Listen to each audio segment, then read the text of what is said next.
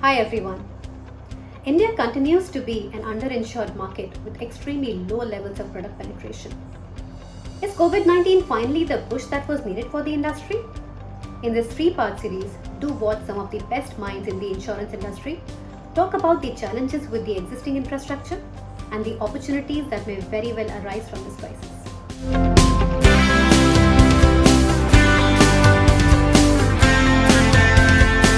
On the people strategy in terms of the new normal, I think we are looking at a lot of things very closely. As an insurance industry player, we have been amongst the best places to work for many years now. We do believe in investing in our employees. Over the short run in COVID, it has been clearly a strategy of being employee safety first. So we have insisted that most of our employees stay at home, are able to service their customers remotely, are able to even generate new business in a remote manner. As and how the economy will open up, as and how the red and amber zones turn into green, we will look at opening our branches so that we can service our customers and our sales teams can go out into the field. There have been a lot of things that we have seen in terms of working remotely, work from home. I think everybody is looking at digital ways of working. We have invested a lot in terms of how we can do things on a digital medium. So there's a lot of skilling which is happening right now. People who are able to operate over the phone, some kind of skill sets which are being put over there. Even in terms of our employee wellness, there's been a lot of investments. We have looked at a call center where our employees can call and help themselves in case they are stressed over any particular issue.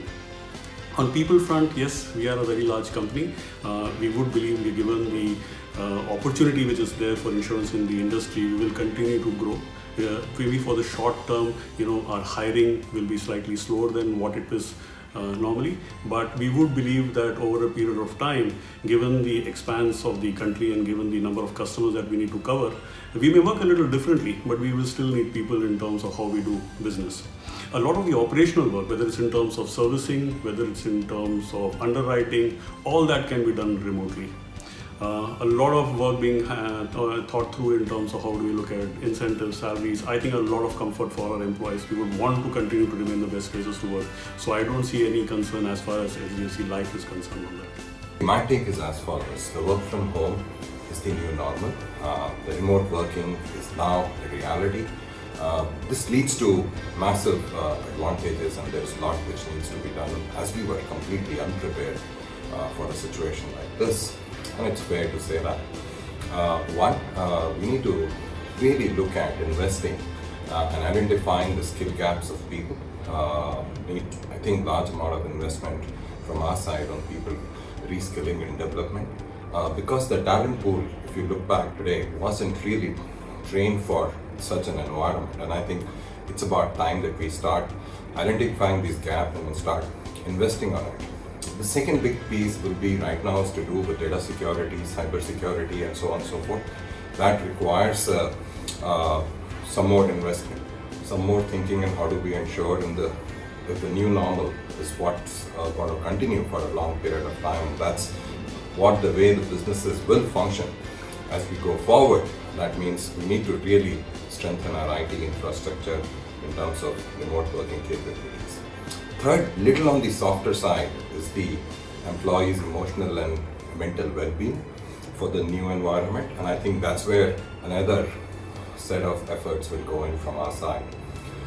Third, I think the HR practices needs to be re-engineered for the new norm. I think these 4 or 5 are the big priorities if I look at it today. Identifying the skill gap on the talent pool, repurposing and investing on reskilling of the talent pool, strengthening the data security, the cyber security, and so on and so forth to ensure that we are able to protect our customers, our providers, our partners' data. Third, investing on our HR practices, more investing on our people, on softer skills for the employees' mental and emotional well-being. What I will see, or what I see is immediate priorities for us.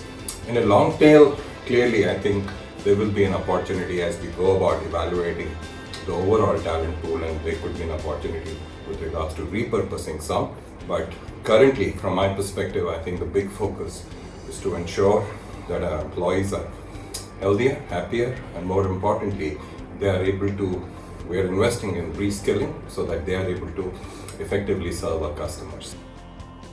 I think greatest of relationships are built during the difficult times that we're in, and I believe that during times like these, the employers must spend disproportionate time, effort, energy to build that relationship with employees.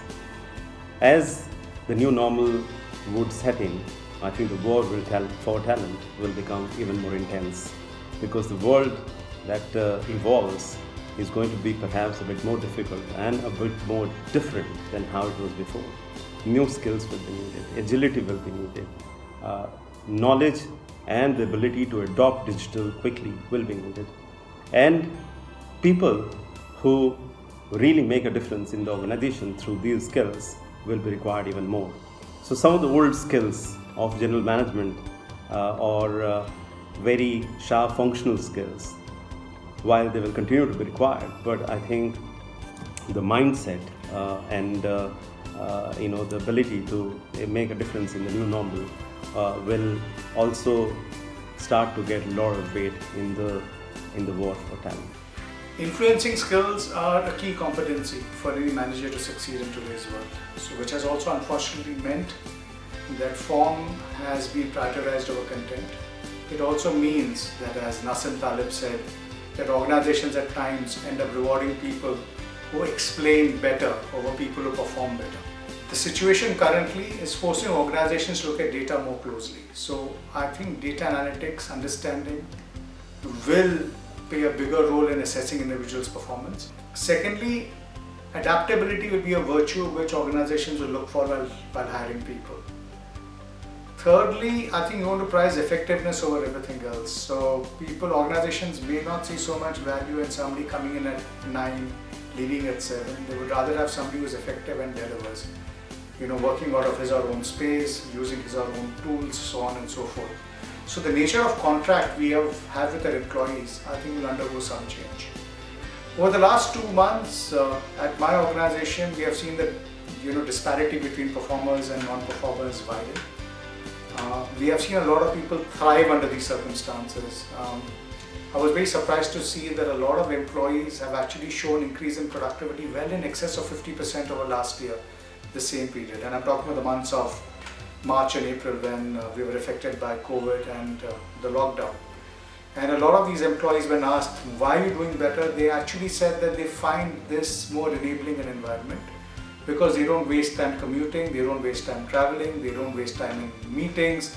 They find it more empowering, and they have the ability to reach out to more customers and do a lot more which is material to their outcome, rather than things which are a part of what we call form and not content. At the core of every change is the people strategy. There is virtually nothing that the industry can deliver unless the whole employee base, the agent base, therefore the whole people base buys into the new way of doing business and aligns itself to the new reality. To my mind, there are 3 areas where we would see impact, and all of them are the mindset areas. The first one is this whole concept called average, migrating to the concept called everybody. The industry manages itself with an average productivity, an average collection rate, an average efficiency rate. The new normal is going to be everybody, and people will leverage digital thinking, people will leverage modern tooling to be able to move this mindset towards everybody rather than average. The second movement, to my mind, is a movement from instruct to enable. It would become harder to do gatherings, meetings, classrooms, training sessions, etc. Therefore, the mindset will have to move towards enable people to learn on their own, follow videos, digital toolings, downloads, online tests, and things like those. And the third people shift is going to be from control to inspire.